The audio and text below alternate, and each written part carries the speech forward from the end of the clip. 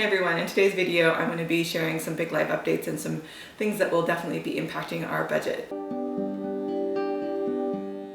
If you're new here, my name is Britt and we share our family's finances on this channel, all the ways in which we manage our money. In my last video, I was just talking about one of our standard monthly budgets, I believe, and then I kind of went completely off the internet for a little while. Things have just been a little bit crazy around here. It first kind of started off with the extreme forest fires that we were experiencing in our area. We're in Oregon and we were really close to some of the really extreme fires that were happening.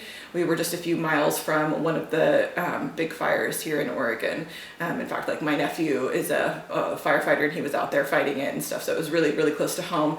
A number of our families and friends were severely impacted, and luckily no one lost their home, but it was really close to a good number of people. Our house too went under an evacuation. It wasn't as an extreme evacuation, but it was still pretty frightening and pretty prioritizing for us as far as thinking about our life and the choices that we want to make. So yeah, it was a pretty big thing. We did end up evacuating for a few days to another family member's house here in our area, but that was further away from the fires. We're located right on the edge of town, really close to where the closest fire in our area was to us. So in the midst of all that happening, an opportunity came up and we decided to accept it. And that is a job with my husband's company, but it's located in Alaska. So we are in the process of moving to Alaska right now. So pretty big deal. It's pretty exciting. I spent a good amount of my childhood in Alaska, so it's always been a little bit of a dream of mine to be able to go back there and give my kids that experience, and my husband was excited and on board with that idea. So when this opportunity came up,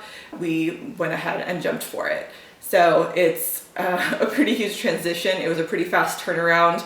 That's what I've been pretty busy with. My husband accepted the position and then started 3 weeks later. So getting him all finished up and packed up and shipping a vehicle up there and him flying up there, getting a place, getting settled and starting his new job. So that's been pretty wild. I'm still here in Oregon with our kids. We have our house here, which of course is a rental. So we're trying to transition to being at a point where we're able to sell this and then be able to pack everything, including our 4 cats and our 2 kids, and get the rest of us up to Alaska as well.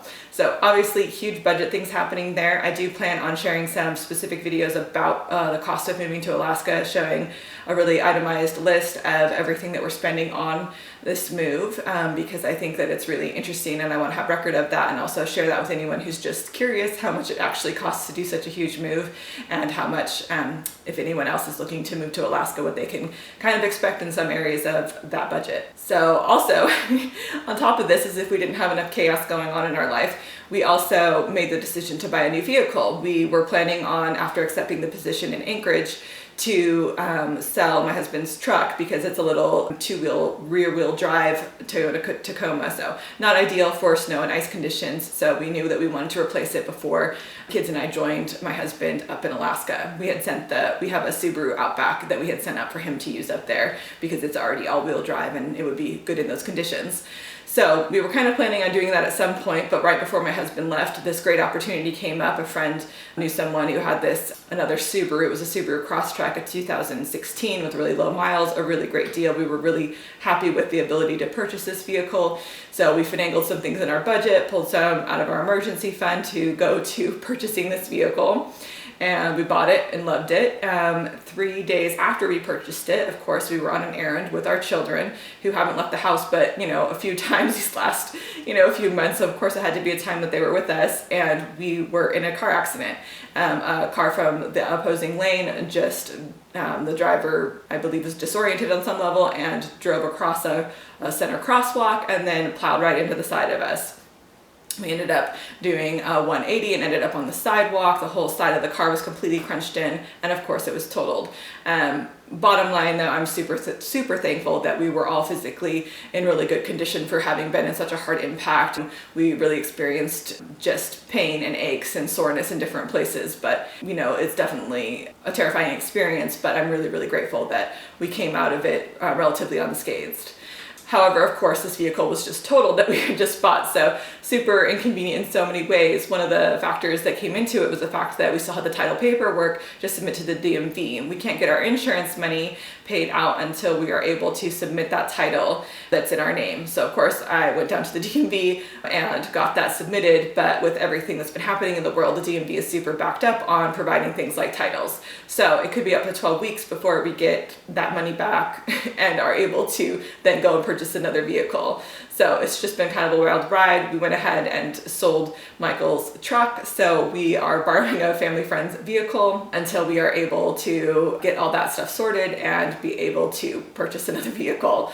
So again, super grateful that we're okay, but it's definitely a huge inconvenience and not something that I'm excited to manage here on my own while my husband's up there and we're in the transition of moving.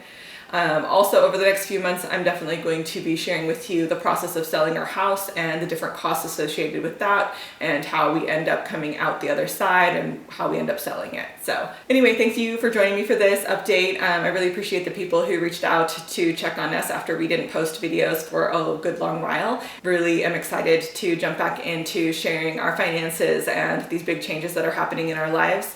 So please leave a comment down below if there's any aspect of this move or these life events that you're really curious in learning about. I would love to hear them. And I will see you in our next video.